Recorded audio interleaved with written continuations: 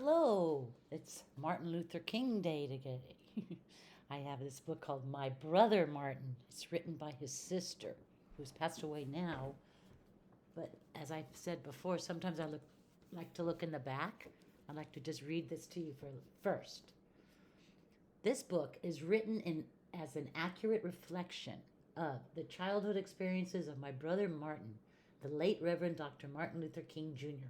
Although many stories have been told about Martin's childhood, this one is firsthand. As the sole survivor of the family into which Martin Luther King Jr. was born, I feel it is important to share some true, funny, intriguing elements of Martin's earlier days.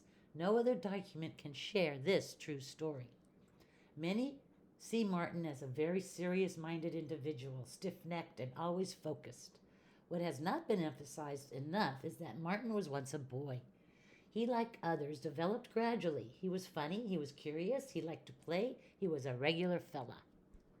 I wanted to reflect another side of Martin's life story. The days that I spent with him, watching him, as we grew older, were valuable and meaningful exercises for me. They set him on his ultimate course. He indeed became a world leader. His contribution to the world cannot be denied or ignored, and it is important for young people to realize the potential that lies within each of them to do this and greater works. I believe that a poem by Mildred D. Johnson entitled You Can Be Like Martin reflects my feelings in this regard. And here's a picture of her with Martin. And then I want to read this poem. It's called You Can Be Like Martin. Martin was a peaceful boy and peaceful when a man. He wanted peace for everyone all throughout our land. You can be a peaceful child, even a peaceful man. You can be like Martin. Yes, you can. Martin was an intelligent boy, intelligent when a man. He wanted good schools for everyone all throughout our land. You can be an intelligent child, even an intelligent man. You can be like Martin. Yes, you can. Martin was a proud boy, and proud when he became a man. He tried to teach pride to black people all throughout our land. You can be a proud child, and proud when you're a man. You can be like Martin. Yes, you can. Martin was a reading boy, kept reading when a man. He knew when good readers were needed all throughout our land. You can be a reader, read on when you're a man. You can be like Martin. Yes, you can. Martin was a speaking boy, kept speaking when a man. His words touched many listeners all throughout our land. You can be a speaker, speak on what you're a man. You can be like Martin. Yes, you can. Martin was a praying boy. How he prayed when he was a man. He prayed that men would do right deeds all throughout our land. You can pray in your own way. Pray more when you're a man. You can be like Martin. Yes, you can. Martin had a dream, that all people would be free to live and work together in a country filled with peace. You can be a dreamer. Keep dreaming when a man. You can be like Martin. Yes, you can. Martin Luther King was a warrior of love, a kind and loving man. He wanted all to be loving all throughout our land. You can be kind and loving, grow to a loving man. You can be like Martin. Yes, you can. Martin Luther King sang, We shall overcome.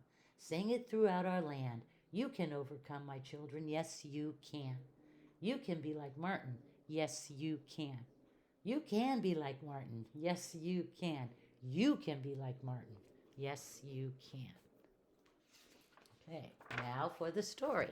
My brother, Martin. A sister remembers growing up with the Reverend Dr. Martin Luther King Jr. by Christine King Ferris. There she is. Gather around and listen as I share childhood memories of my brother, the Reverend Dr. Martin Luther King Jr. I am his older sister, and I've known him longer than anyone else. I knew him long before the speeches he gave, and the marches he led, and the prizes he won. I even knew him before he first dreamed the dream that would change the world. I love the pictures. We were born in the same room, my brother Martin and I. I was an early baby, born sooner than expected. Mother dear and Daddy placed me in the chiffon robe drawer that stood in the corner of their upstairs bedroom. I got a crib a few days afterwards. A year and a half later, Martin spent his first night in that hand-me-down crib in the very same room. The house where we were born belonged to Mother Dear's parents, our grandparents, the Reverend and Mrs. A.D. Williams. We lived there with them and our Aunt Ida, our grandmother's sister. There we go. And not long after my brother Martin, who we called M.L., because he and Daddy had the same name, our baby brother was born.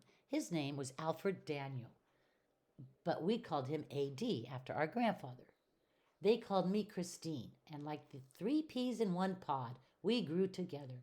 Our days and rooms were filled with adventure stories and tinker toys with dolls and Monopoly and Chinese checkers. And although Daddy, who was an important minister, and Mother Dear, who was known far and wide as a musician, often had work that took them away from home, our grandmother was always there to take care of us. I remember days sitting at her feet as she and Aunt Ida filled us with grand memories of their childhood and read to us about all the wonderful places in the world.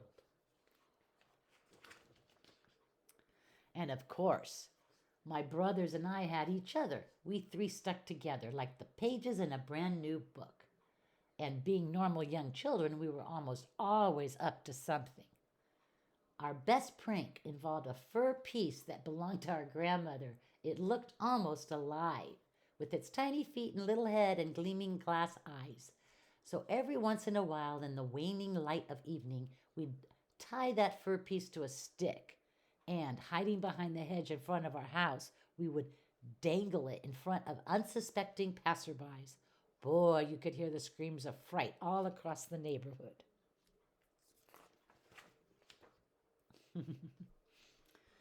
Then there was the time Mother Dear decided that her children should all learn to play the piano.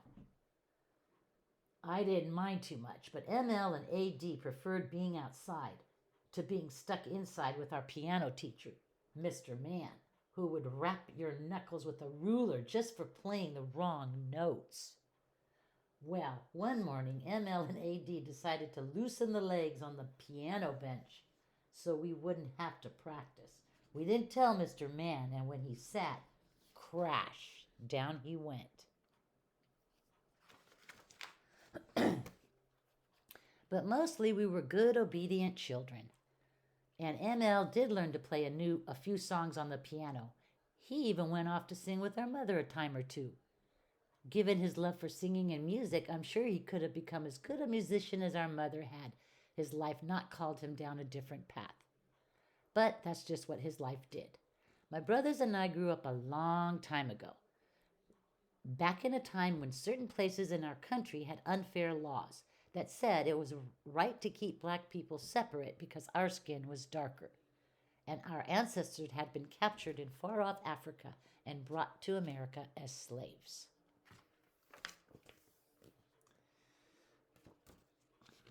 Let's see. Sorry. Atlanta, Georgia. The city in which we were growing up had those laws. Because of these laws, my family rarely went to the picture shows or visited Grand Park with its famous cyclorama. In fact, to this very day, I don't recall ever seeing my father on a streetcar. Because of those laws and the indignity that went with them, Daddy preferred keeping MLAD and me close to home, where we'd be protected. We lived in a neighborhood in Atlanta that's now called Sweet Auburn. It was named for Auburn Avenue, the street that ran in front of our house. On our side of the street stood 2-story frame houses similar to the one we lived in. Across it crouched a line of 1-story row houses and a store owned by a white family.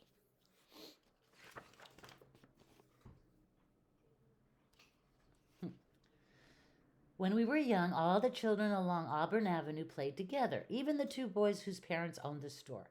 And since our house was a favorite gathering place, those boys played with us in our backyard. and ran with ML and AD to the firehouse on the corner where they watched the engines and the firemen. The thought of not playing with those kids because they were different, because they were white and we were black, never entered our minds. Well, one day, ML and AD went to get their playmates from across the street, just as they had done 100 times before. But they came home alone. The boys had told my brothers that they couldn't play together anymore because AD and ML were Negroes. And that was it. Shortly afterward, the family sold the store and moved away. We never saw or heard from them again. Looking back, I realized that it was only a matter of time before the generations of cruelty and injustice that Daddy and Mother Dear and Mama and Aunt Ida had been shielding us from finally broke through. But back then, it was a crushing blow that seemed to come out of nowhere. Why do white people treat colored people so mean? ML asked Mother Dear afterward. And with me and ML and AD standing in front of her, trying our best to understand, Mother Dear gave the reason behind it all. Her words explained the streetcars our family avoided and the white-only sign that kept us off the elevator at City Hall. Her words told why there were parks and museums that black people could not visit, and why some restaurants refused to serve us, and why hotels wouldn't give us rooms, and why theaters would only allow us to watch their picture shows from the balcony. But her words also gave us hope. She answered simply, because they just don't understand that everyone is the same, but someday it will be better. And my brother ML looked up into our mother's face and said the words I remember to this day. He said, Mother Dear, one day I'm going to turn this world upside down. In the coming years, there would be other reminders of the cruel system called segregation that sought to keep black people down. But it was Daddy who showed ML and AD and me how to speak out against hatred and bigotry and stand up for what's right. Daddy was a minister at Ebenezer Baptist Church, and after losing our playmates when ML, AD, and I heard our father speak from his pulpit, his words held new meaning. And Daddy practiced while he preached. He always stood up for himself when confronted with hatred and bigotry. And each day he shared his encounters at the dinner table. When a shoe salesman told Daddy and ML that he'd only serve them in the back of the store because they were black, Daddy took ML somewhere else to buy new shoes. Another time, a police officer pulled Daddy over and called him boy. Daddy pointed to ML sitting next to him in the car and said, This is a boy. I am a man. And until you call me one, I will not listen to you. These stories were as nourishing as the food that was set before us. Years would pass, and many new lessons would be learned. There would be numerous speeches and parades, marches and prizes. But my brother never forgot the example of our father or the promise he had made to our mother on the day his friends turned him away. And when he was much older, my brother ML dreamed a dream that turned the world upside down.